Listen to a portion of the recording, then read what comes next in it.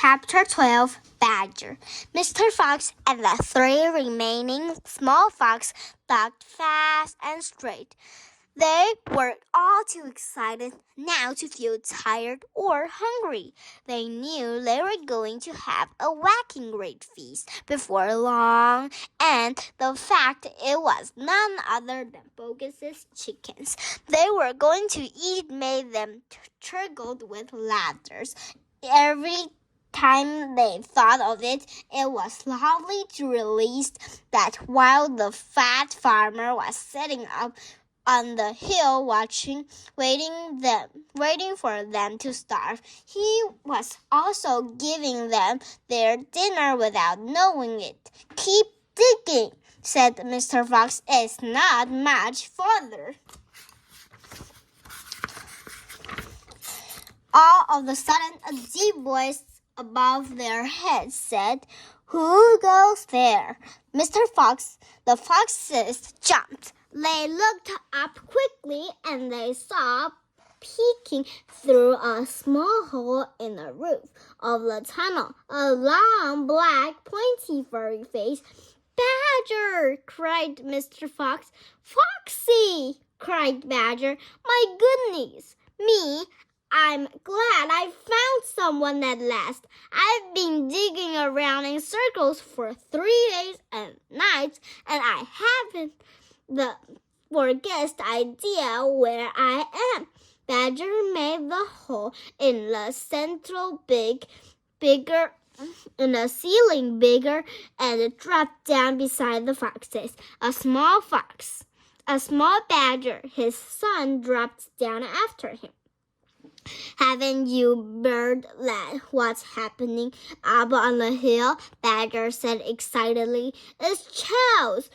Half of the wood was disappeared, and there are men with guns all over the countryside. None of us can get out even at night. We're all starving to death." "Who's we?" asked Mr. Fox. "All us diggers, like me and Mole and Rabbit and all our wives and chickens, even Weasel, who can usually sneak out of the tightest spots, is right now hiding down my hole with Mrs. Weasel and 6 kids. What on earth are we going to do, Foxy? I think we're finished." Mr. Fox looked at his 3 children and he smiled. The children smiled back at him, sharing his secret. "My dear old Badger," he said, "this mess you're in is all my fault." "I know it's your fault," said Badger fiercely, "and the farmers are not going to give up till they've got you. Unfortunately, that means us as well. It means everyone on the hill." Badger sat down and put a paw around his small son. "We are done for," he said softly. "My poor wife up there is so weak. She can't dig another yard." "Nor can mine," said Mr. Fox.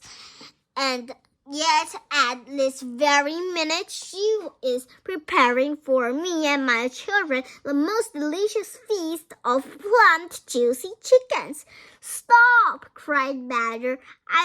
"Don't tease me. I can't stand it." "It's true," cried the small foxes. "That's not teasing. We've got chickens galore." "And because everything is centrally my fault," said Mr. Fox, "I invite you to share the feast. I invite everyone to share. It's you and Mole and Rabbit and Weasel and all your wives and children. There will be plenty to go around, I can assure you." "You mean it?" cried Badger. "You really mean it?"